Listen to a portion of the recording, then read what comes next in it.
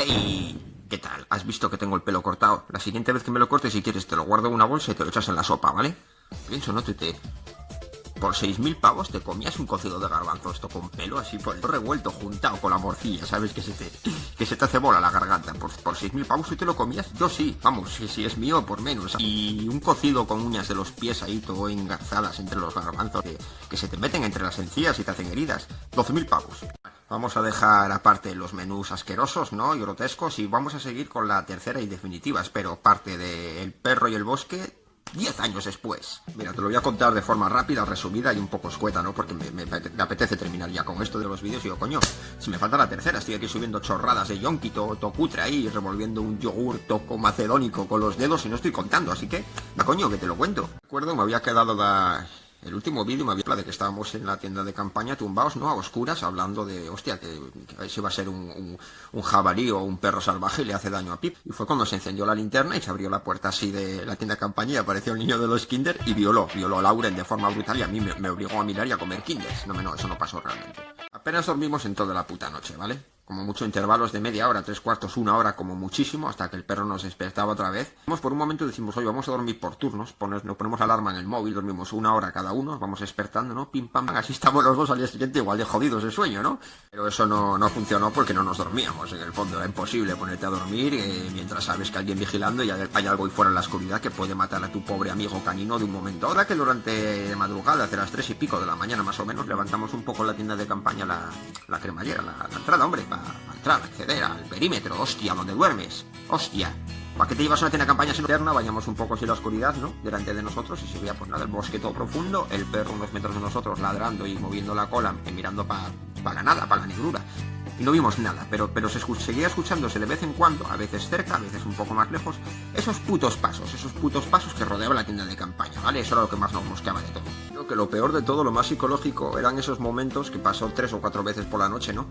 En cuando Pipo salía corriendo, que le escuchaba, se salía galopando como un galgo el cabrón, y lo oías a 500, 400 metros ladrar o chillar o yo qué coño sé, pegarse con algo, ¿vale? Eso era lo peor porque decías tú, joder, y si en esos momentos, tío, que más era silencio, en cuanto el perro se iba, reinaba el silencio alrededor del campamento, ¿no? Como mucho se escuchaba, joder, se me metió el puto humo en el ojo, coño. Se escuchaba, pues, algún grillo alrededor de la tienda de campaña o algún animalejo. Entonces pensamos, joder, como ahora que no esté el perro, esté lejos. Si empiezan a escuchar otra vez los pasos alrededor de la tienda de campaña, ¿vale? Entonces sí que me cago aquí no salimos de aquí, vas a tener que aguantar toda la puta noche el olor a excremento porque me voy a defecar encima de la esterilla. Dándole vueltas a la cabeza. Si es una persona, tío, porque es que camina como una puta persona, ya te digo yo que es muy característico. Tú escuchabas a Pipo acercarse caminando y era un trote, eran como 4 patas que tú lo identificabas como algo torpe, algo animal. Pero es que estos pasos, tío, eran una puta persona. Y dices tú, pero a ver, si es una persona, tío, ¿cómo coño? Lo mismo que 10 años atrás.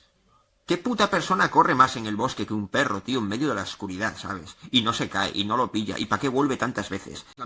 Si es la misma persona, el mismo depravado sexual de la noche anterior, ¿cómo coño hizo para seguirnos, tío? Yo qué sé, serían unos 13, 14, 15 kilómetros lo que recorrimos en total, más luego llegar aquí al bosque, añádale otros 3 o 4 kilómetros extra. No vimos a nadie seguirnos, ¿vale? Hubiese sido muy evidente, pero ¿quién coño eras? La explicación del animal casi que te la descarto, ¿vale? Y dirás tú, pero tío, si estás en un bosque, ¿cómo no va a ser un animal? Que sí, que coño, que puede ser un animal, pero ¿qué animal le merece la pena gastar tanto esfuerzo y tiempo y calorías y energía en conseguir un poco de comida que nosotros tengamos en la tienda, sabiendo que hay un perro ahí que te defiende todo el campamento y que te va a atacar y que es muy insistente, no va a parar? ¿Qué puto animal? Los animales no son tontos, te repito, los animales gestionan las posibilidades y dicen, a ver, yo quiero ese cacho de carne, pero hay ahí un animal que lo tiene. ¿Puedo ganarlo? No puedo ganarlo, voy a intentarlo, me acerco, que me ahuyenta, que me escarmienta, pues salgo corriendo y voy a por otra presa más fácil. Es así.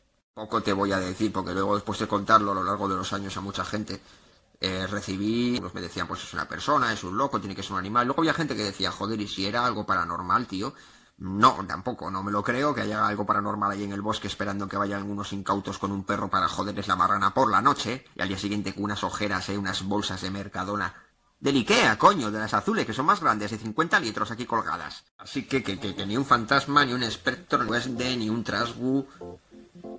Que los trasgus también son un poco gilipollas, ¿no? Los trasgus no son estos que tienen los boquetes, los furacos aquí en las manos, ¿no? Que te entran en una casa a hacer trastadas y a robarte por la noche. Dice la gente, es que si les colocas en una esquina un montón de arroz, pues el trasgu pues entra, ¿no? Y coges el arroz, intenta cogerlo con la mano, pero como tiene un boquete en la mano, se le cae, se ve que es tonto el animal. Ha ido a esquivar a la humanidad durante miles de años, ¿vale? Escondiéndose ahí en grutas del bosque con David el gnomo, que siempre está de buen humor. Estaba de muy mal humor, ¿vale? Pues el trasgu... Tú sabes lo que te quiero decir, aunque me enrolle, ¿vale? No era ninguna cosa paranormal. Yo no creo que fuese ninguna cosa mitológica ni... Algo raro sí que era, ¿vale? No creo que fuese ni una persona ni un puto animal sin más. Y si era un animal estaba enfermo de la cabeza, como yo. Después de esa noche de pesadilla, pues... con el primer rayo de sol, hacia las 7:30, 8 menos algo de la mañana, vimos que ya estaba clareando bastante el cielo. Recogimos. Ya te digo que Pipo estaba sentado con nosotros. Le dimos un poco de comida por cumplir bien su labor de guardián. Y recogimos el campamento, empezamos a bajar. Atravesamos de nuevo el pueblecito la aldea de la Fuente.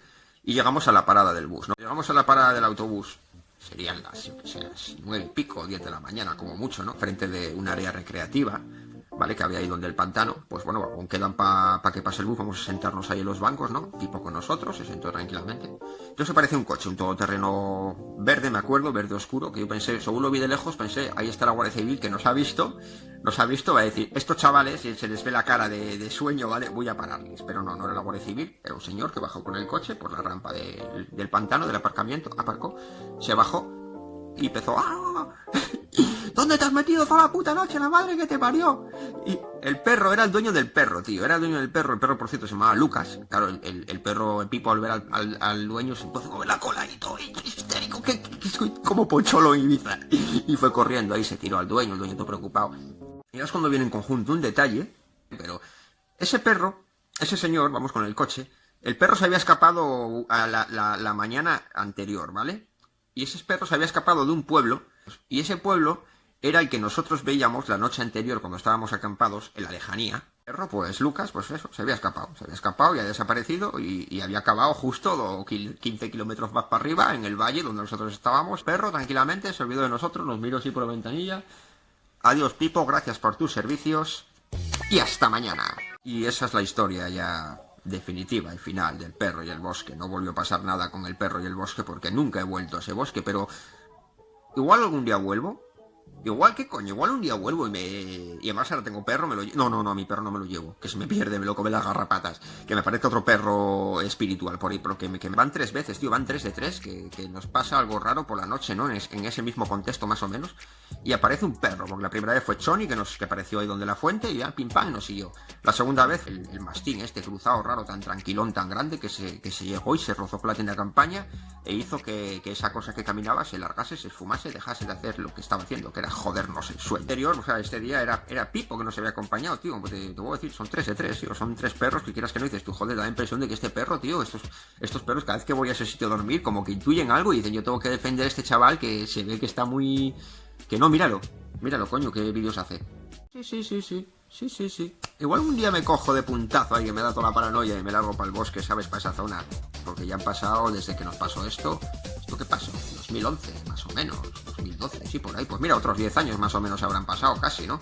Pues volver ahí, a ver si me aparece otro perro, ya lo flipo. Y ya no me fío en un pelo, ya. Si me aparece otro perro, yo me voy para casa, ¿vale? Tú quédate aquí si quieres, tómate un cacho de tortilla de patata y unos friskis, ¿eh? Y te quedas ahí, a mí no me rayes, porque sé que si aparece un perro es que algo chungo va a pasar. Pero bueno, igual vuelvo un día.